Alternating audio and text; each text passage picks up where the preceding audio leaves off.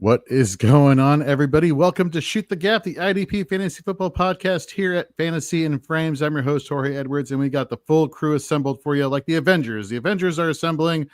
We got JT, we got Steve, we got the godfather of IDP himself, Gary Davenport. Gentlemen, how are you doing? Let's start with JT. How you doing, man? Doing good. Just, trying to kill this IDP game, game of the season, get into it. Feel good about a lot of things. A couple swings and misses here in the early going for a couple weeks that might have cost me. So definitely got to dive into some of this data. There's a couple guys I thought were gonna be good, but we'll talk about on the show that they ended up getting no playing time, and I a little bit crushed. Yeah, I hear that. Gary, what's going on with you, Godfather? Oh, I don't even know why we're doing this show. We're doomed. There's IDP's dead. I mean, Aiden Hutchinson's a bum. Zaire Franklin had like 2 tackles. And if I ever see Dallas Cowboys defensive coordinator Matt Eberflus on the street, I'm going to choke the life out of him with my bare hands. Love the positive. Kenneth Murray, man. Kenneth Murray. Loving the positivity right off the bat. Steve, how's it going with you, sir? Hey, it's good. I got good news. I got bad news. You mentioned the Avengers. You're like Professor X. I just want to pay you a compliment on live air. Thank you, Professor. Is my hair going? Is my hair going? Is that why? No. Okay. But you have assembled a gang of mutants on screen. This quartet's going to be amazing. This could be the Mount Rushmore of IDP right now that you're looking at. That's the good news. Well, the bad news is I think I'm the Teddy Roosevelt. I feel a little insecure here. What the hell did I do? I didn't do anything. I'm just in a corner here hanging out. This guy freed the slaves. You got the Emancipation Proclamation. You got the first president. I'm just hanging out as Teddy Roosevelt. I'm just hanging out with the greatest assembled lineup of all time. So thank you, Professor X, for letting me live in the mansion. Well, if we're using Professor X as the analogy here, then I'm the one sitting comfortably in a mansion while you all are out fighting villains and whatnot, and dealing with magnetos and apocalypses and all sorts of stuff there. But thank you. That's what we hope for, folks. We hope you enjoy our IDP show this season. We really been putting in a lot of work throughout most of the year, getting ready for this year and assembling a crew that we feel that, one, you're going to have fun hanging out with. Like you watching this show, you love IDP Fantasy Football, you just want to hang out with your friends. Well, that's the vibe we're going to give you. We're going to be completely unfiltered. It's going to be a lot of fun. And, on top of that, we're going to give you some great fantasy football advice, point you in the direction of great fantasy football resources. So we're very excited for that. And speaking of fantasy football resources, if you head over to fantasyandframes.com, the Godfather yesterday posted his IDP waiver wire article. Yes, we understand for a lot of leagues waivers have gone through, but maybe you didn't get the player you wanted. Check out his article. Maybe there's a player on there that's still available that you should definitely be adding. And Gary, of course, will tell you why. That's a good column idea, actually, is like a late week. Okay, waivers ran and you didn't get your guy, like scrap heap plays. Streamers. Because Lord knows, like in the Kings Classic Bucks division, I'll be doing the scrap heap by like week 6 because all my fab will be gone because I have no impulse control, none at all. Yeah, I don't want to talk about week 1 in the Butkus division. That was painful for me. But Steve, you're in second place, I want to say right now currently. So congrats. Hey, on that note, streamers. After that, I usually put out the end, but after this show, I go for 30 minutes on the IDP Center YouTube, and I cover all the streamers. Maybe guys you should have scooped up off of waivers. So I'll be over there for 30 minutes with Jamie Pro. We're going to go offense, defense, and betting. Maybe talk a little bit about the Kings Classic, since I know you guys will be tucked in bed sleeping. Don't want to give away my blueprint, my strategy. What do you think there? No. Yeah, exactly. We'll be asleep. We'll definitely not be watching or listening. Yeah, right. I totally go to bed at 10 o'clock. Never. Yeah, the conversations at 2 a.m. with Gary is like, wow, we're having this conversation at 2 a.m. Why not? But Steve, wanted to give you your props here. A lot of us here compete in the Fantasy Pros Expert Consensus Ranking Competition, and a lot of us, obviously, people on screen here, we do it for IDP. Congrats, Steve, for coming in 4th this week overall in IDP rankings for week 1. Much success to you going forward, and the rest of us, we got to step up our game, folks. Thank you. But week 1 is so fluky. You know it, and I know it. It's a guesswork. It's taking shots. We'll see what it looks like week 4, week 5. I I don't want to get my hopes up yet. Well, I won a league this week because my linebackers suck so bad that I had to start Drew Tranquil. So, I mean, he got that second sack, and I was like, oh, my God, you got to be kidding me. Whatever. Drew Tranquil came through for me in a couple leagues. I'll take it, maybe. I'll take it. And come on, nobody was going, starting Drew Tranquil this week. Everybody knew that was. Come on, he was going late in drafts, leagues. if not at all. So good for you guys. I mean, is it? I mean, good for your week one. Miracle that will never happen again for the rest of the season, given his being as low. So, congrats, you cashed in like right at the top. That's amazing, fantastic. But speaking of things that are fantastic, we're probably not going to be talking about a lot of them in this segment because a lot of them deal with injuries. So let's get into some news and notes.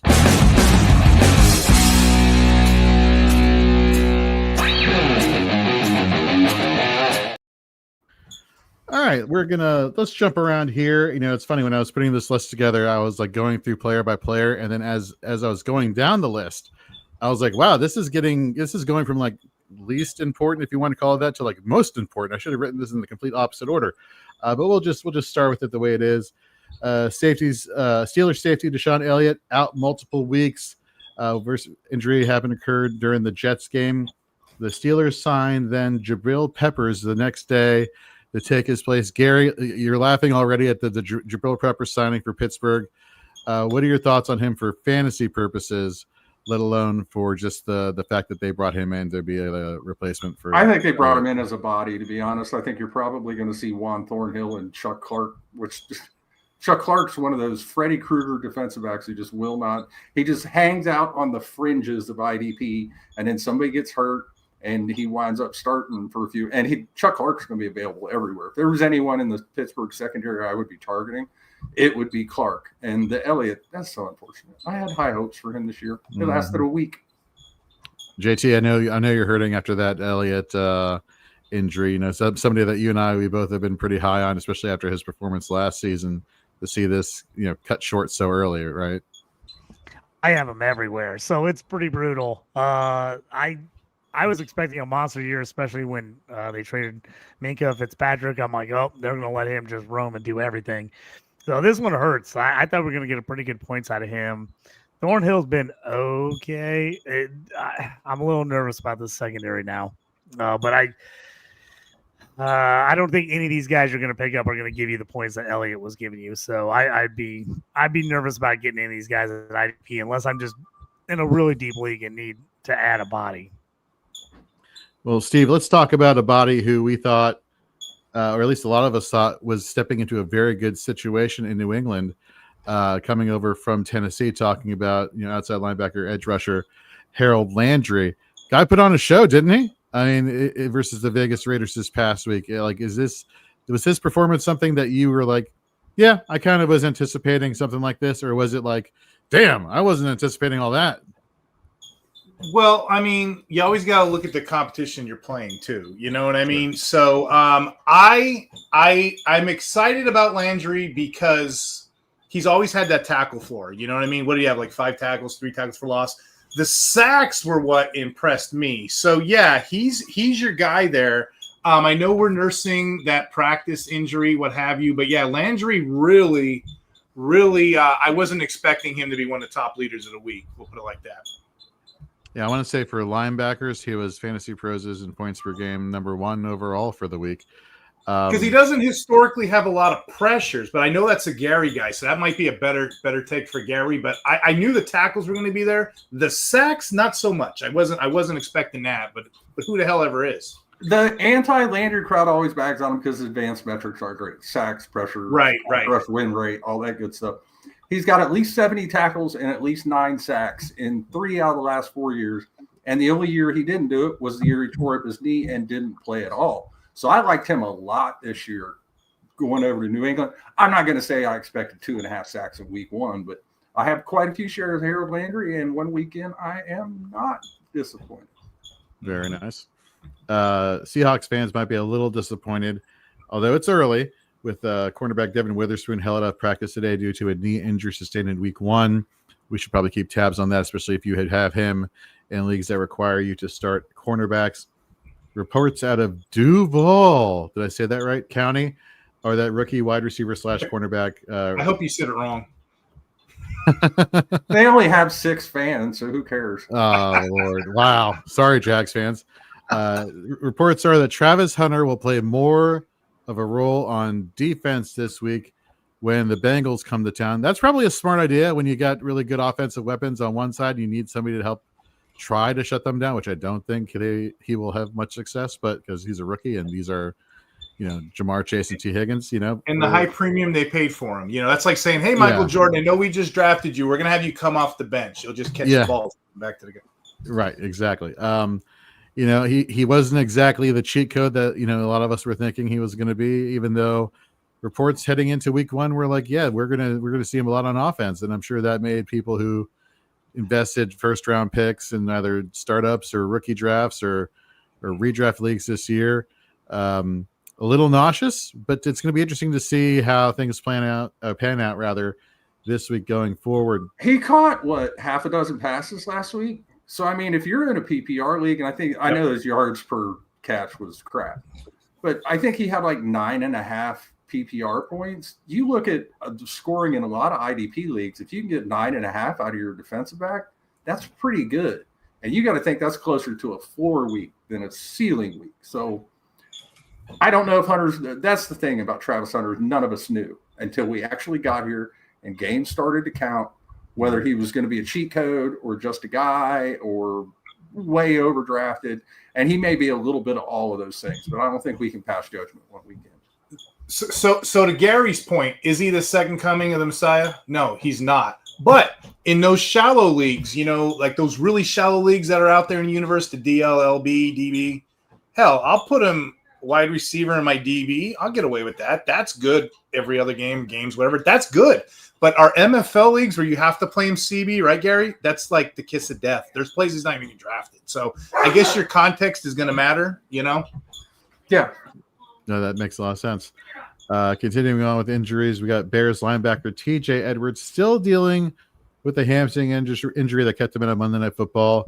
Again, things to monitor as we get closer to the weekend. But Oregon, I believe it was Oregon Duck or former Oregon Duck, Noah Sewell came on in replacement for him this past week, put up per PFF 9 total tackles and 3 missed tackles. Had a missed tackle rate of 25%, so not exactly efficient, but he had some tackles, Volume is king. He played every snap. Right. So they don't. Keep an eye on it myself. What do they got behind him? Like a day 3 rookie? So I mean, that's the problem. They don't really have. I mean, I think Sewell will have to be terrible for him to get pulled off the field. So I don't know how long Edwards is going to be out. And there are a few linebackers where we're in that boat right now, whether it's Sewell or Eric Wilson, or it looks like Troy Dye is going to be starting in LA. But Denzel Perriman's hurt. Right. I don't know. That's a good point too, because volume is king. I mean, we talk about pretty metrics, this, that, whatever. Give me a Cody Barton and some Scotch tape any day of the week if I need just a body on Monday Night Football. That'll work.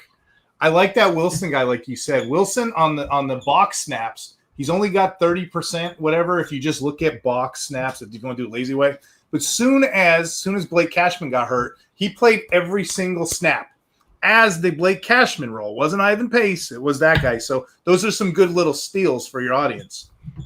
Absolutely. Heading over to New York, Giants linebacker Micah McFadden, he suffered a foot injury in week 1 versus the Commanders. He will require foot surgery. He's keeping dead. Him. No, he's not just on the IR for a little bit. No, he is flat out DED dead, folks. And Darius Muasau looks to get the start in his place versus Dallas this week. Lions linebacker Jack Campbell was kept out of practice today, dealing with an ankle injury. Again, things to monitor as you're getting closer to the matchup between the Lions and Bears, and of course on the Fantasy Frames pregame show on Sunday, we will notify you of all the different IDP injuries that you need to be worried about or potentially relieved about going forward, and relieved in the sense of they're not injured, which this is trying to stay positive here. But Steve, to your point, Vikings linebacker Blake Cashman suffered a hamstring injury on Monday night, requiring him to miss a few weeks. Who's that linebacker people should be keeping the tabs on for the Vikings? Eric Wilson. Eric Wilson. Definitely, folks, put in a claim on him if he is available in your leagues, especially if you are the Cashman manager. And Eric Wilson's been kicking around the NFL for, I think, 10 years. You know what all this reminds me of? Not to interrupt you, Jorge. Is anybody else sweating when he says the names Jack Campbell, Black? I'm over sweating. We talk about these pretty drafts we have in the Kings Classic and all this stuff. Guess what? We only played one game of football. These running backs and linebackers are going to be getting taken out left and right. It doesn't matter how you draft it. It's how you keep up with everything. It's already getting rough. It's already getting rough with these players. We're already talking about Eric Wilson for like 3 minutes. T-Money in the chat. Are y'all doing non-IDP questions? We are on air. We like to keep it to IDP, but if you stay here in the YouTube chat, JT will get to your non-IDP questions. So the answer is Keyshawn Butte. To any non-IDP question. The works of William Shakespeare, you can put those in the chat, and I will do my best to answer those as well. Yeah. We got fantasy football questions. We got Shakespeare questions. We got comic book questions. We got every question you could possibly need over in the YouTube chat. So yeah, T-Money. I can do Hamlet. There you go. Okay, so you just drop whatever questions you want here, fantasy wise and fantasy football wise. Thank you. Rounding us out here, we got Andrew Van Ginkel is in the concussion protocol. I don't see him clearing this week to go take on Atlanta, and I don't see why there's a rush necessarily to get him back on the field. But again, something to pay attention to as we get closer to kickoff. So that's going to round out our news and notes. Unless you gentlemen have anything else thinking we should talk about that's more pressing news around the NFL from a defensive side. Gary, anything? I got nothing. All right. Well then, folks, let's get into one of our funny segments here. I shouldn't say funny, but fun segments that we have here. Let's get into some Money or Mirage.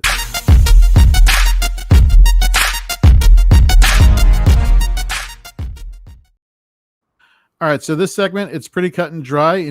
We're going to talk about a player or players.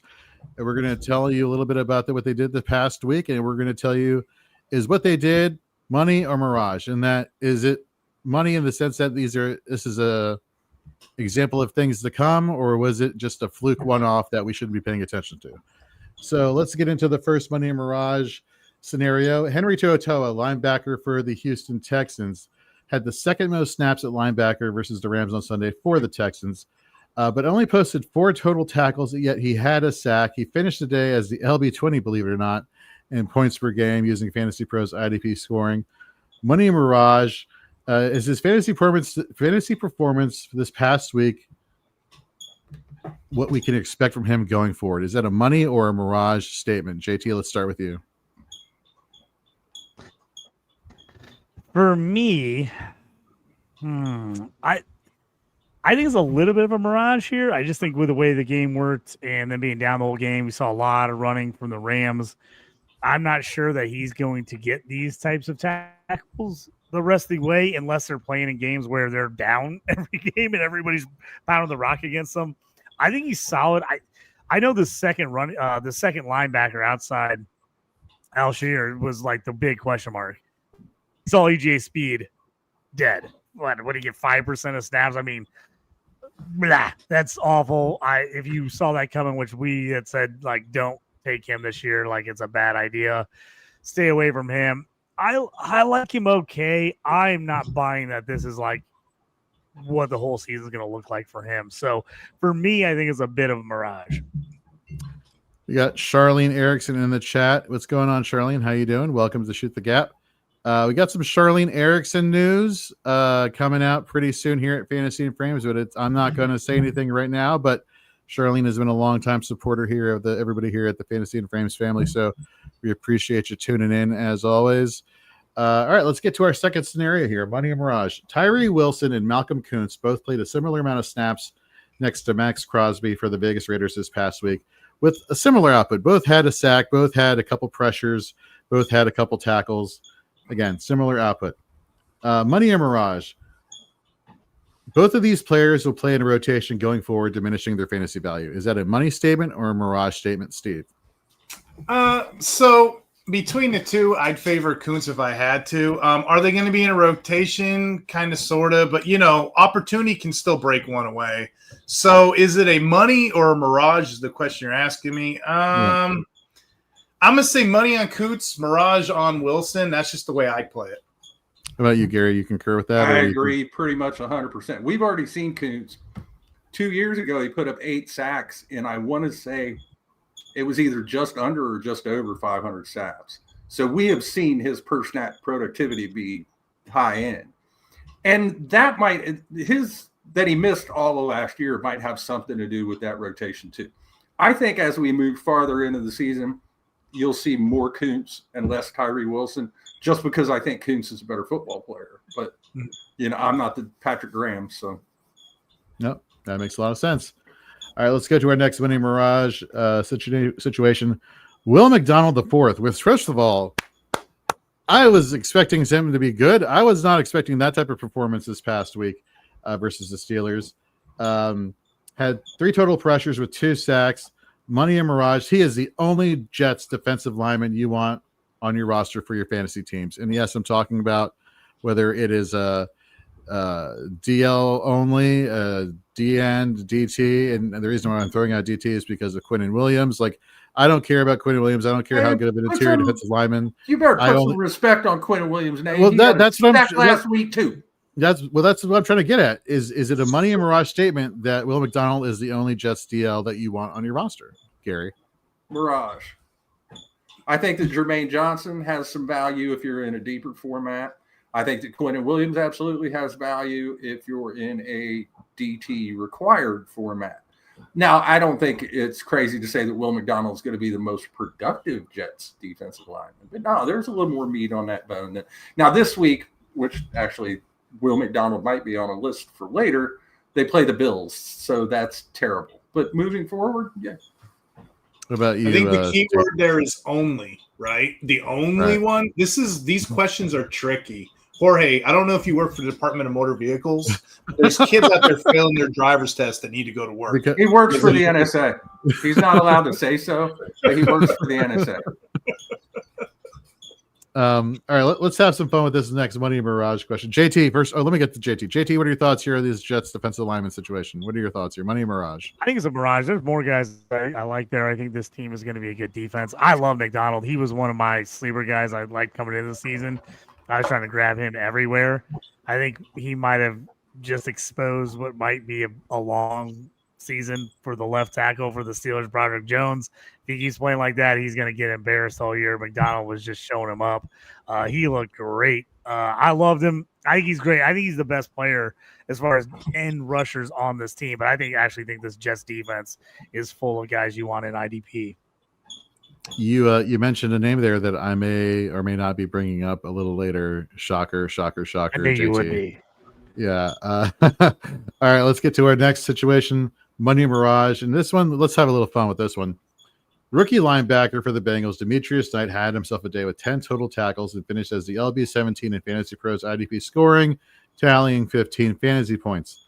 Money Mirage, playing next to Logan Wilson just makes you look good. Steve. It's a little mini Mirage because, granted, Logan Wilson is going to make my grandmother look good. But let's look at Demetrius Knight. Demetrius Knight, not only did he play and he had these tackles, he played 58 snaps. 45 were in the box. 9 were pressuring. They're going to use this kid more often than not. I've had Knight as a flex. I actually held him out a couple places last week because I didn't know how it was going to pan out. But I'm expecting that kind of production. And let's be real. We talked about in the offseason, the Bengals rolled out a 4-3 this year. They need another linebacker next to Logan Wilson. So expect those two to complement each other. I got IDP Plus in the chat. Shout out to Steve's grandmother. That's awesome. Thank you for joining IDP Plus. Hey, Grandma. God bless her. All right, this is definitely going to be a fun next Money Mirage scenario because we've talked about this defensive back ad nauseum. I feel like in the offseason with Shoot the Gap for various scenarios. But I want to start off with JT to get your answer on this one. Nick Cross led the starting safeties for the Colts in box snaps on Sunday. It tallied 6 tackles, total tackles, and 1 sack. Finished as the DP 14 in Fantasy Pros points per game. Money Mirage, Nick Cross only benefited from increased playing time because they were playing against a horrible Jets team. Against a horrible Dolphins team, you mean? Dolphins team, I think it's a Mirage. I think we were slightly worried what this secondary was going to look like in the offseason, what that was going to mean for Cross because he, such high tackle volume and really his first full year as a box safety. I was on the fence, to be honest with you, but I kind of like it. And I've got a little more to say about this, so I'm not going to dive too much in it right here. But I think it's a mirage. I think we're going to see consistent box snaps out of Cross. I was slightly worried entering the season. I feel better after week 1. I think he's going to be out there a lot. I said all summer long that You Nick did. Cross was going to be fine because he can't cover a bed with a sheet. So the Colts have 2 safeties. They have Cam Bynum, who can kind of cover people, and Nick Cross, who couldn't cover, a car with a tarpaulin. So which one of those guys do you think they're going to have closer to the line of scrimmage so that he don't get roasted in coverage over and over and over and over? My guy, Nick Cross. Just to co-sign off of both of JT and what Gary just said, just to co-sign and to give Gary his flowers. He did say that. He said all the way down at the expo about Nick Cross because we were all kind of worried how it was going to play out. Both of those LB2s that they have, McGraw, and we'll get into that later, I'm sure, that neither one can play, and they're not playing well. So they're bringing Cross down, and he's playing that chess piece in the middle. I like it. So you're asking some money or Mirage. Forcing Cross to play inside is going to be more opportunity. Cross didn't just stumble into numbers last week against the Dolphins. It's his genuine usage. Like Gary just said, if they keep playing him there, and they kind of have to because he's not good in coverage, he'll be fine. I won't draft him. I won't draft him as a top 3, 4, 5 like we've seen. But like that fringe DB1, DB2, mostly, I'm okay with that. Like he could be a locked-in guy every week. So what do you want to call that? Money Mirage? I think it's a Mirage that leans stronger to money. I don't know. It's a monage. It's a menage. Thank you. A menage a trois. I wish I was witty enough to come up with that myself. Dang it. That was pretty good. I'm not gonna lie, that was pretty That good. All right, folks, and again, thank you very much for tuning in. Everybody who's watching right now, if you have IDP questions, please drop them in. You can do it on X, you can do it on Facebook, you can do it over on our YouTube channel. And while you're there, follow us, like, subscribe, notify. We'll notify you as soon as we put out content. I'm sorry, did you say yell at us? Yeah, I said throw things, hurl threats, epithets. What? I don't care. Literally, I'll take any kind of attention I can get, Jorge. I crave it. I need people to have some kind of emotional response to me. I don't give a damn if it's love or hate. Hate me. Good. Sean's in the chat. What did I just walk into? That is a great question. Sean's known me forever. Is that guy back? I thought we chased him away last week with our French fries jokes. He's back. He wants more. Okay, so before we get into plays and fades, I just want to say that I didn't go immediately after the show, but the next day I went by to get two fillet of fish. Effing delicious. It's fantastic. Okay, if you want fast food question. Should mayonnaise be on a hamburger? Don't ask my wife that. She'll tell you. Yeah, I'm a ketchup, mustard, all American guy. We were in California for years, Gary, on Whataburgers. That's what they do. They put the mayonnaise on. I'm not a mayonnaise person. What Whataburger is actually? I lived in Arizona for 17 years, so I know. Oh, did you? Whataburger is a really good burger, but it's like, hold the mayo. I can't. When we moved back here to Georgia, she went to Burger King. She found a recipe. She made a Big Mac, took all stuff out, put mayonnaise on it. That's how she eats her burgers now. But I am anti-mayonnaise. See, I like it when I get the ketchup, mustard, and mayonnaise mixture, and then put it on the bun. But and I can do with mayonnaise. I actually prefer. This is going to sound kind of crazy. I actually prefer mayonnaise with French fries than I do on a burger. Oh wow. Okay. Yeah, I know. I really take it the extra. You throw it in your coffee too, Jorge. I'm not full. What's his name? Will Levis. I'm not going full Will Levis here. Hey, he got a commercial out of that thing. So good for him. Yeah, he got a paycheck out of being a weirdo. So hey, you wanna super deep cut? Summers when I was a kid, because we grew up kind of poor. I lived in the summers off of mayonnaise and tomato sandwiches growing up. You're poor when you're eating mayonnaise and tomato sandwiches. See, that I could do because I'll do mayonnaise like if I'm having a BLT, I want mayo on that. I just don't want mayo on my burger. That's not a burger, man. Steve grew up eating jam sandwiches. You take 2 pieces of bread and jam them together. Sean says fries and a Wendy's Frosty. Oh my gosh. Columbus, Ohio, right here, the home of Wendy's. We invented that. Here's the thing: if you took McDonald's fries and put them with a Wendy's Frosty, now I'm in heaven. That would be I may have to go after this show. I said that last week, but I may have to go this week. All right. Anyhow, what folks, you need is a McDonald's and a Wendy's right next door to one another. Then you have fast food nirvana. You are a smart one, Godfather. This is why we had to have you on. We needed the knowledge. All right, folks. Well, let's get into some discussion of people that we are playing and fading.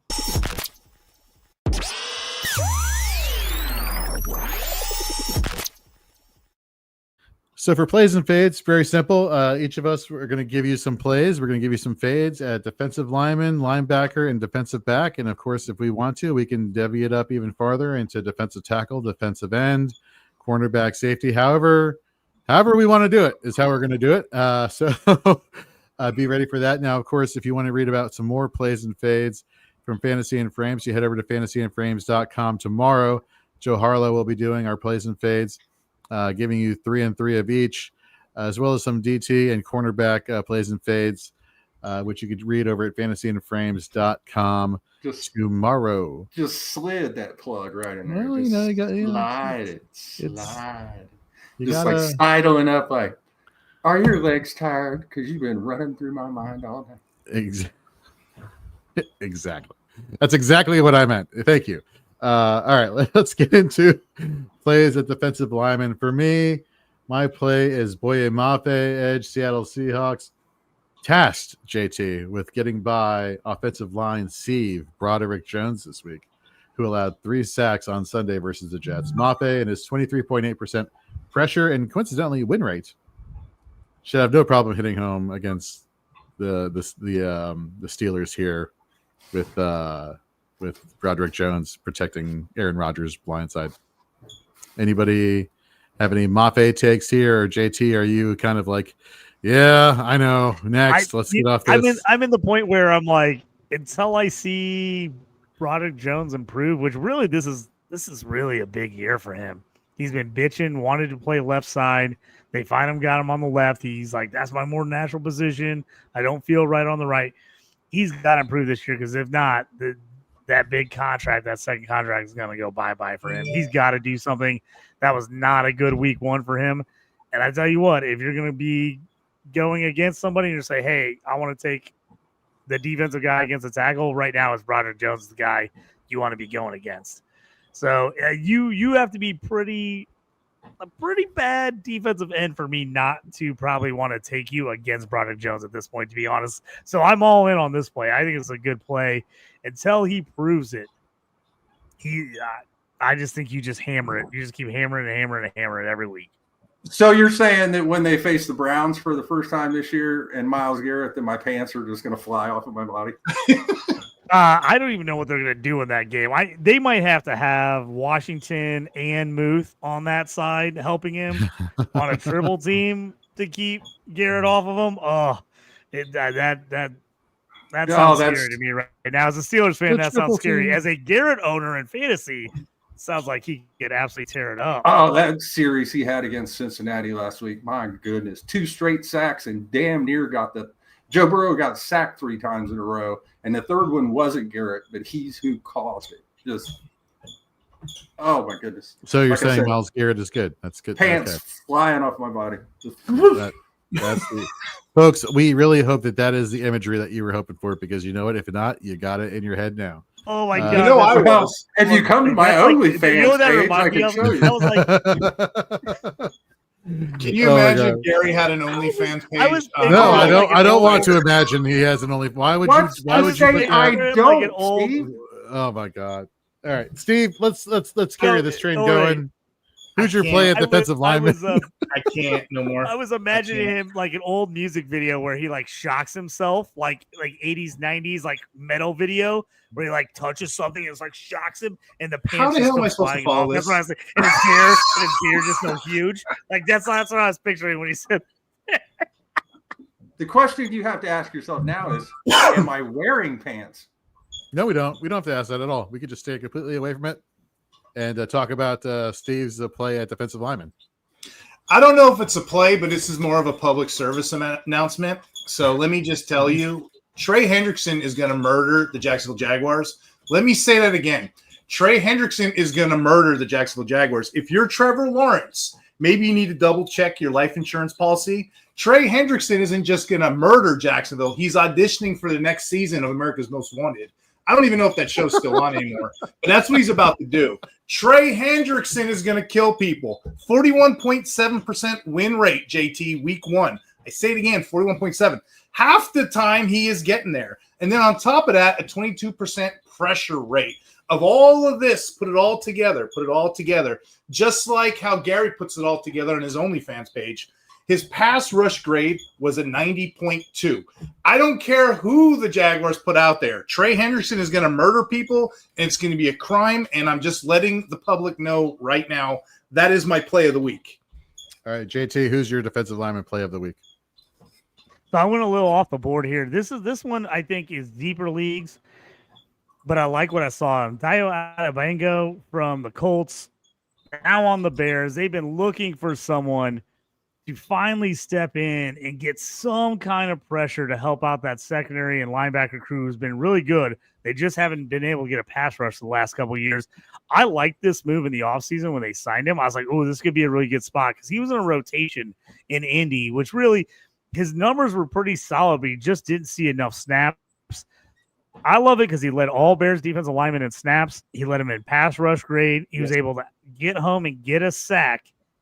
And I think because of that, he is a nice addition, you know, especially if it's a deep league and he's sitting on a waiver wire somewhere, you can get him. Or I think if you had him on your roster and you're just a little nervous about, do I play him? Do I trust him yet?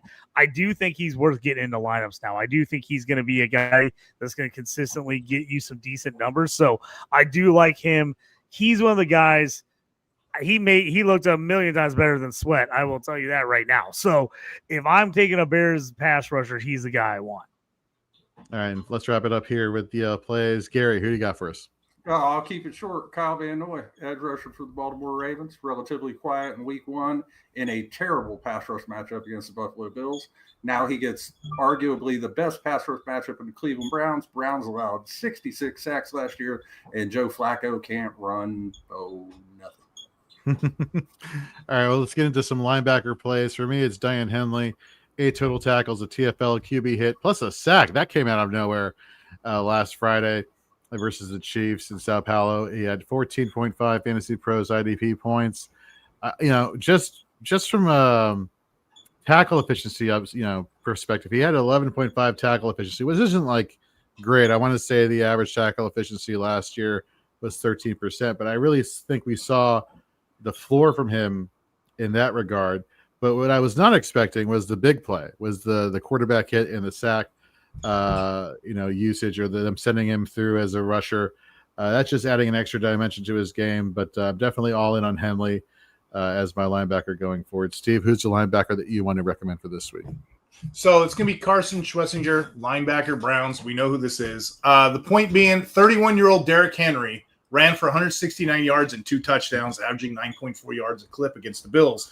You don't think they're going to try to do the same thing against the Browns? And don't get me started on Lamar Jackson. He's going to run all over this defense like Michael Jackson ran in the video Thriller. He's going to be dodging to the left. He's going to be dodging to the right, breaking ankles, leaving defenders looking like zombies in slow motion. So as long as those two are running, we're going to have a linebacker there to soak up tackles. Enter Carson Schwessinger with his 15.4% tackle rate. Right? He had 8 tackles, 3 of which were solos. He's going to do that again this week. He's just going to soak it all up over the middle. That's the guy I want to play. Look for him to be a spy on both of those players. I hate Cleveland's stat crew. Bunch of no solo, award and stingy. They'll give out assists like crazy. I don't want damn assists. I want solos. Well, you have to go to Buffalo or New York for that, I want to think. Which that's a separate topic for a different day. Stat officiating crews for IDP, because that is a big thing. JT, who's a linebacker that you're high on this week? So for me, it's Servassier Dennis. Got an awesome name, first off. But for the Bucks, we thought we saw it a little bit last year. We just weren't 100% sure whether it was a money or mirage for us last year. He showed game 1. I think he's going to be the real deal in IDP this year. He was Fantasy Pros number 4 overall scoring, 10 tackles, 7 solos, which we love to see, plus a pass defense. Number 4 overall for them in scoring. He was really solid. I think he's earned the trust on that team. I think that whole team's going to be better than people expected. And the defense, I like him. I had him on a couple teams, and I wasn't 100% sure if I wanted to start him last week on some pretty deep teams. And now I think he's earned a spot in my starting lineup week to week. Very nice. Gary, who's the linebacker that you're high on this week? I'll go even a little deeper than Dennis. Give me some Divine Diablo of the Atlanta Falcons. Had a pretty solid Atlanta debut. The number that stood out most to me was the 98% snap count. This week, they face a Minnesota Vikings team that led the league in fantasy points allowed to linebackers last year. And we just saw Noah Sewell have a good game against Minnesota in a game where, honestly, Minnesota didn't run the ball especially well. I think they will do better in that regard at home against the Falcons, and that Diablo will benefit as a result. All right, let's get into some plays at defensive back. I'm starting with Trayvon Moehrig, safety, Carolina. Look, we saw him have a career year in Las Vegas, a contract year, and when he went to Carolina this offseason, a lot of us were thinking, okay, was that a money or mirage situation that we're seeing? We didn't know what to expect out of him and his usage in Carolina. Well, 11 total tackles later, 13.5 Fantasy Pros IDP points, and most importantly, close to 61% of box snaps later, you have your answer. And Trayvon Moehrig's usage, just unbelievable. Definitely somebody you want to be starting in your defensive back spot going forward. Steve, who you got? Led the NFL with 40 box snaps. I love that one. Love that take. For me, I'm going to go with the Old Faithful. Sean is in the audience. He loves this guy too. I'm going to go Julian Love. It just seems like that guy is matchup proof every year. He's always, we always talk about defensive back is so fluctuating. He's usually in like the top guys. In fact, he led the league twice for different teams. But put him on the box, put him on the line, put him at free. It doesn't matter. He's a special player, and he's gonna get you points like he did this week. Obviously week 2 to play Pittsburgh. Love's all over the field. Last week in the second quarter, he sacked Brock Purdy at a 12-yard loss. He blocked a 36-yard field goal. He's just one of those special players that's going to get you points all around the field. He's got an exceptional work ethic. I'm thinking of hiring Julian Love to clean out my garage after watching Julian Love play. I realize he's perfect for chores, tackles, sacks, even stopping field goals. My garage needs a chance to be cleaned, so I'm going to see him available. I love that. Love that. JT, who's your defensive back here for a play? Love the call there. Talked about him earlier, so I'll be quick here. Nick Cross, I thought, my biggest concern was, does he stay in the box? Does Cam bind him? Do they move him around? They try to play him at free safety, like Gary said earlier. He's an elite athlete, but he's an elite athlete moving forward. He's not an elite athlete running backwards, so he's got to go forward. I loved it. He saw 42% of his snaps were in the box or the slot combined. I love that. Bynum was playing 84% deep safety.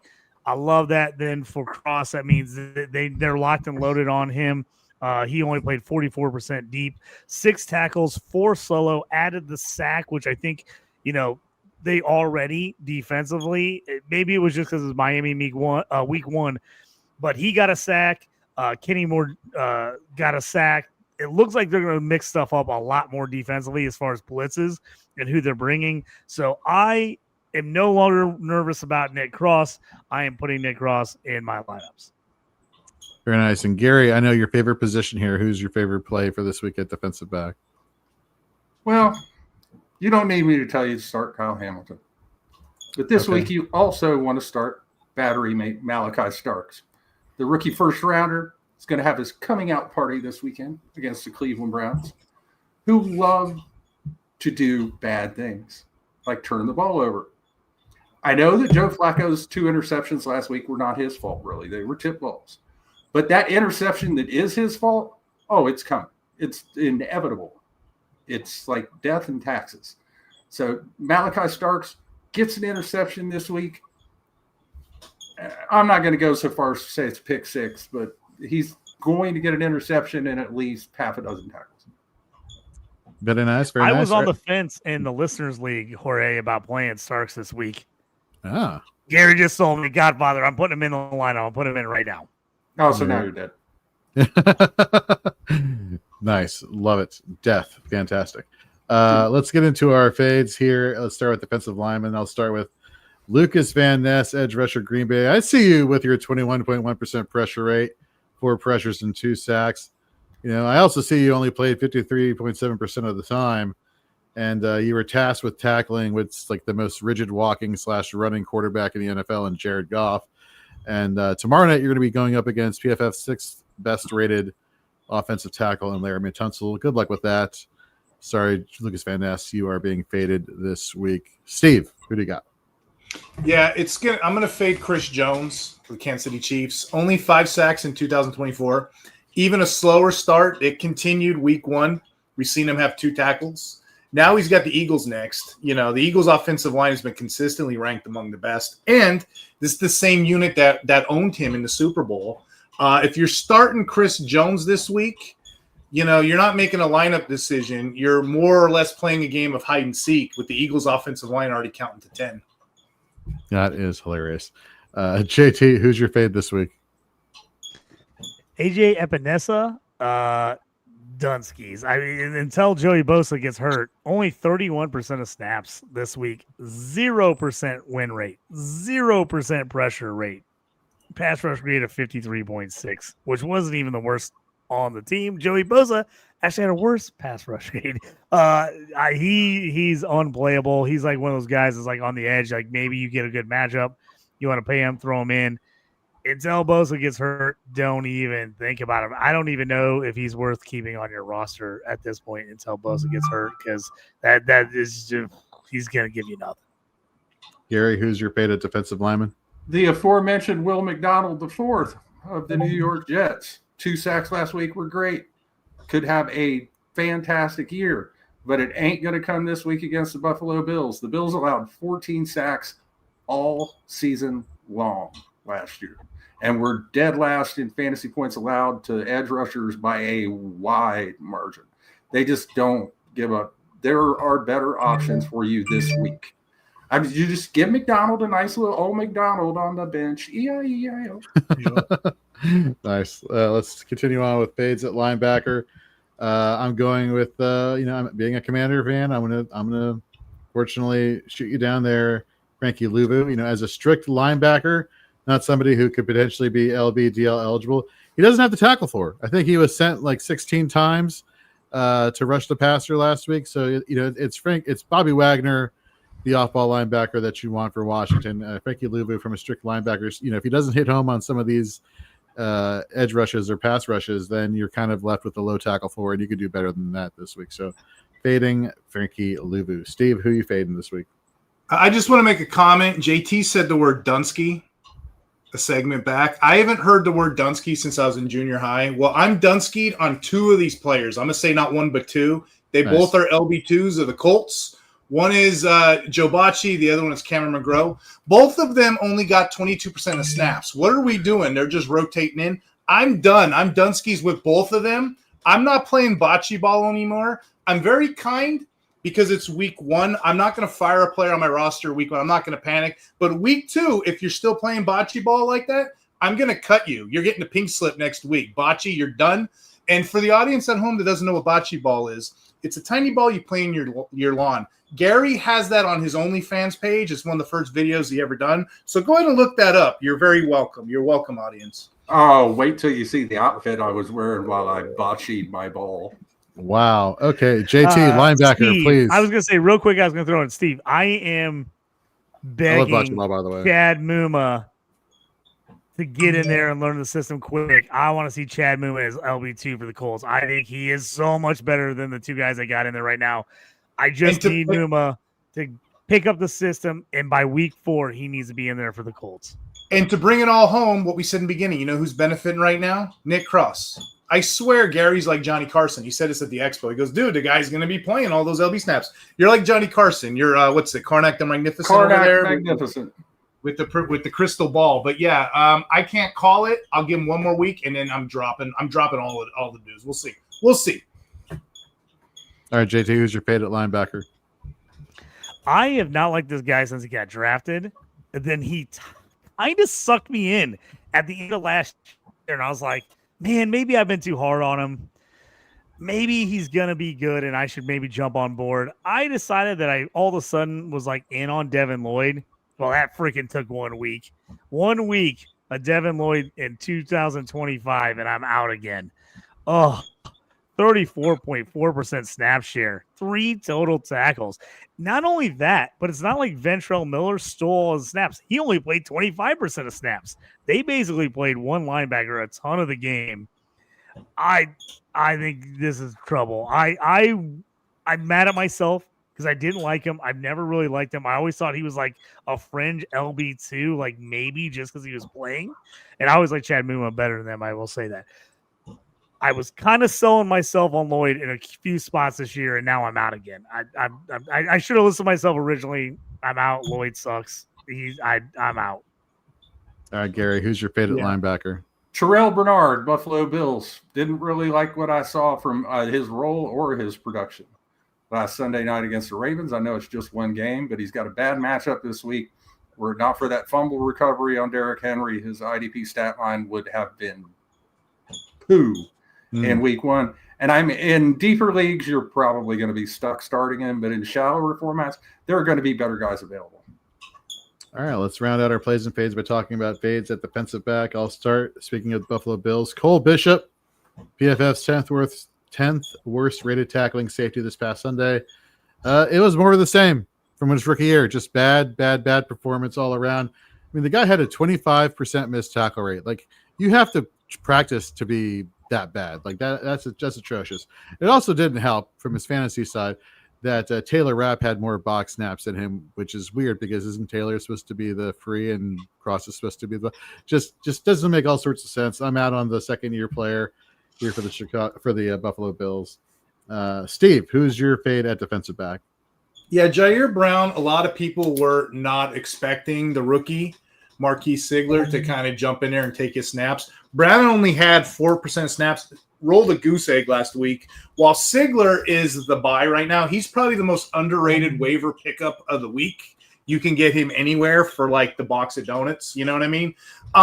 When you're looking at this, a lot of people thought that Brown was going to be the starter because it was kind of cryptic. But if you really pull the tea leaves, which is what we do in IDP a lot of times, you can hear it in the coach the way he was talking last week.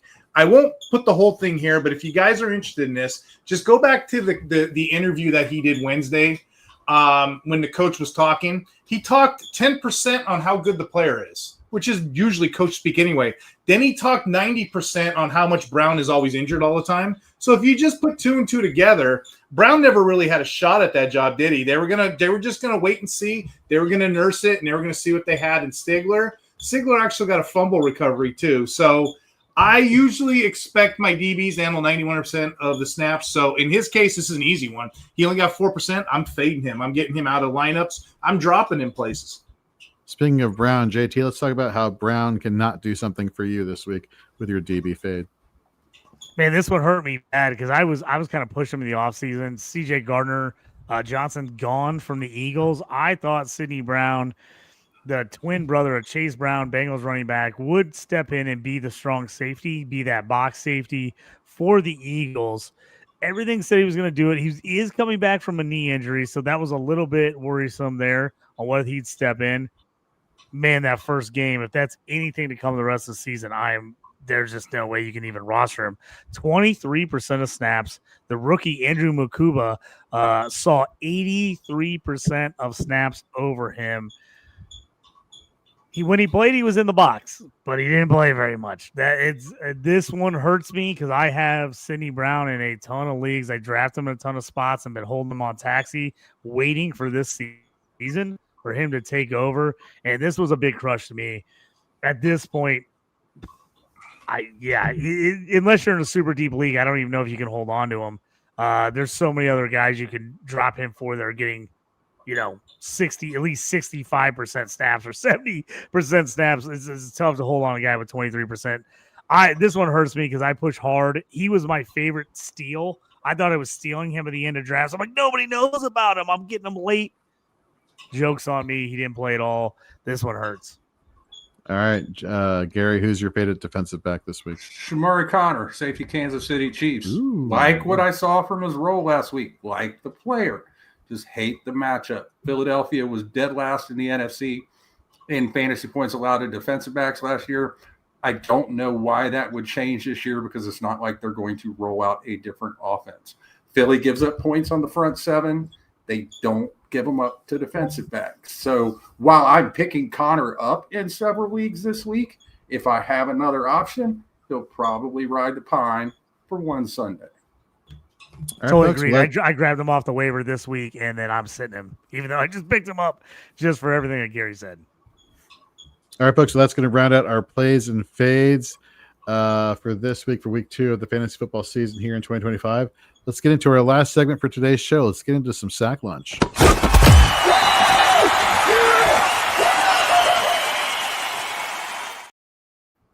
All right, folks, the premise of this is pretty simple. We're all going to give you a player that we think is going to get a sack this week. And it can be any player on the defensive side of the ball, whatever position you want to go with. If you want to be risky and go for a cornerback sack or a safety, sack or whatever you want to go with, you have the option to do so, as well as call how many sacks you're anticipating from the player. So how this works is that each week we will be picking a different. You pick your player, you can't use them for the rest of the season. And we're going to tally how many people got their player right and how many got their calls wrong. And the loser at the end of the season will be getting a pie to the face. That is just how it's going to go down. So definitely it's a long-term pie bet we got going on here. So it should definitely be lots of fun. So let's kick off. Let's kick off week 2's sack lunch here. I'm going to go with my guy Boye Mafe because you know why? Broderick Jones. He's almost guaranteeing you a sack. And I'm going to go with one sack, play it safe. I'm not going to go for the multiple and take the lead here. So I'll go with Broderick Boye Mafe, one sack. Steve, who you got?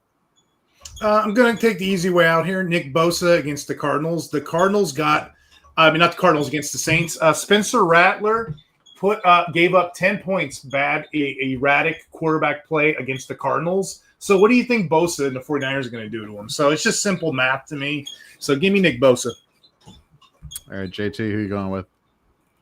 He usually doesn't pile up stats back to back, but I'm bucking that trend this week. Alex Highsmith, man, when he's healthy, he's good. He was really good last week for the Steelers. Dominant performance, 35% win rate, 40% pressure rate, 89.3 pass rush grade, 8 tackles, 3 QB hits, and a sack. I think he keeps it rolling this next week. Everybody's trying to stop TJ. He is just killing it on the other side. As long as he's healthy, he's good. I'm jumping on Alex Highsmith from the Steelers this week. All right, Gary, round us out. Who you got? I talked this guy up all summer long. I talked him up in week 1, and he come through to the tune of 9 total tackles and a sack. This week he faces a Tennessee Titans team led by a quarterback who, when pressured, decides that he should just run backwards until he gets sacked. Give me some Byron Young, edge rusher, Los Angeles Rams, 1 sack. All right. Well, folks, that's going to do it for Shoot the Gap. Reminder, you can get a lot of IDP content here at Fantasy and Frames and fantasyandframes.com. But let's not forget the contributions that some of our gentlemen here have elsewhere. Gary specifically with Football Guys, Steve over at Fantasy Six Pack. Everybody here, we kind of make our marks here in the fantasy football space. JT with DLF. I mean, we love IDP Fantasy Football. We appreciate, how the complexities and how much fun it is to just talk about more players. And what we really appreciate, though, is you all tuning in tonight and having fun with us and joining, the comment section and dropping into questions. We really appreciate it. And, of course, if you have any more questions leading into your week 2 matchups, we have our IDP plays and fades heading over to fantasyandframes.com tomorrow, as well as on this Fantasy and Frames Sunday pregame show. We'll be answering any IDP questions you have from 9:30 a.m. Eastern to noon. That's going to do it. So for Gary, for Steve, for JT, I'm Jorge. We will see you all next Wednesday.